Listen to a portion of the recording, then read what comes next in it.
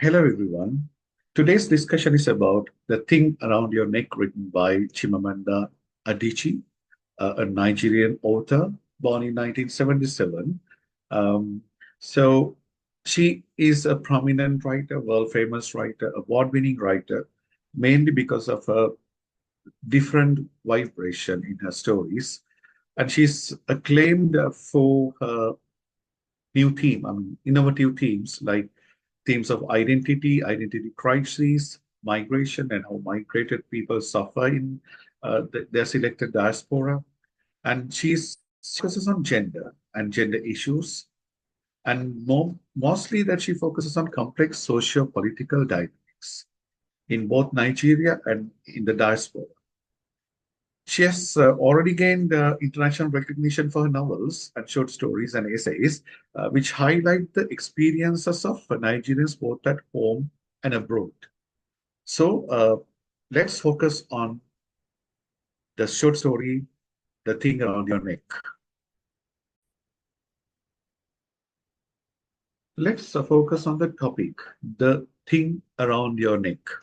Have you ever focused on the topic, the words in the topic, and focusing on each and every word separately? So I'll give a little time for you to think.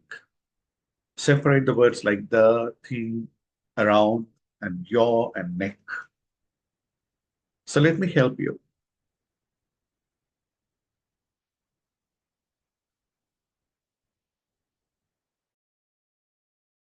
First, let's take the.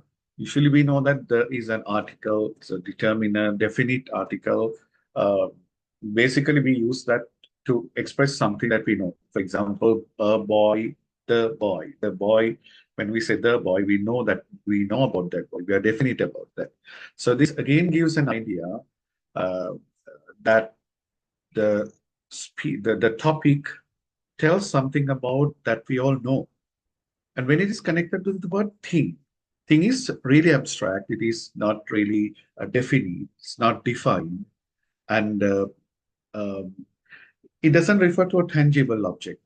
Basically, when you have no definition about certain things, for example, you have a headache, but you can't explain that, right? You can have something in your mind, in your body, a pain in your body, but you can't explain that what that is. You say, "There's something in my mind. There's something in my there is something about this place, right?" So when you combine the and thing, we come to know something very specific, right? The defines something, and thing is very abstract. It's not defined perfectly, right? And the word around, also thing important. Uh, it gives kind of around gives kind of entrapment. You're trapped. Okay, there is there's an army around my house, right? Um, it's something when you're surrounded by somebody, something your house is surrounded by an army, like you can't get away from, right? That's you're trapped, entrapped. So the thing around your is so focused, right? It's almost like the second person point of view. The story is basically narrated with the second person point of view. The use of your makes a reader feel directly at rest. The reader becomes one of the characters in the story. Perhaps when the narrator addresses you perhaps become Akunda. So perhaps that is one way that's one technique the writer uses to uh, let the reader feel the maximum let the reader feel the expectation of his writing. For example, I become Apuna means I feel about it.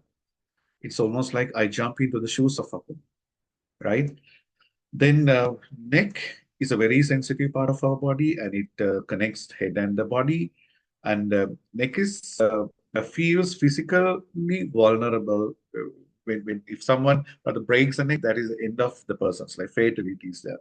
So this thing the writer expresses around somebody's neck, that somebody already claimed to be you. So the topic is little complex actually. The topic is little complex, and when you read, you don't get kind of direct meaning. It's very ambiguous. More you start to read the topic, more you get different idea, a variety of ideas regarding the topic. Somehow or the other, thing around your neck uh, is it is given kind of a definite article there, even though you do not know what is around your neck. The writer says that if you count on that, you can define about that. It's like you know, but you can't rather exactly say what it is. It's almost like the modern life. You have rather worries, you have troubles. Sometimes you are not in a kind of good mood, not in a good condition, like, but still, you're not able to define what is going on. This particular vulnerable feeling sometimes, stops you. It delays your journey. So maybe the topic explains almost all we find in the story. Therefore, I feel that the topic is very suggestive. Uh, so let's focus more on the topic. So these are the things that I have rather explained. There may be a question based on this.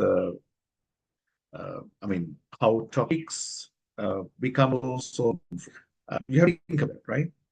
So it may be a symbol of isolation and alienation. The thing around your neck, your perhaps uh, makes a direct address, okay?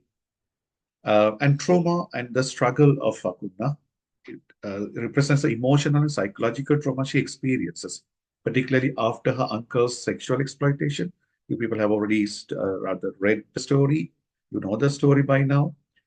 And when somebody tightens the noose, you get kind of suffocation. But when it is released, you become, you know, free. Like it's kind of gradual release.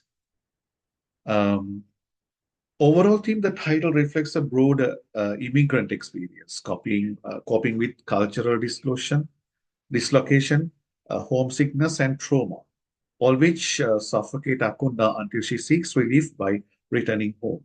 So the last part of this slide sums up the whole idea of the story.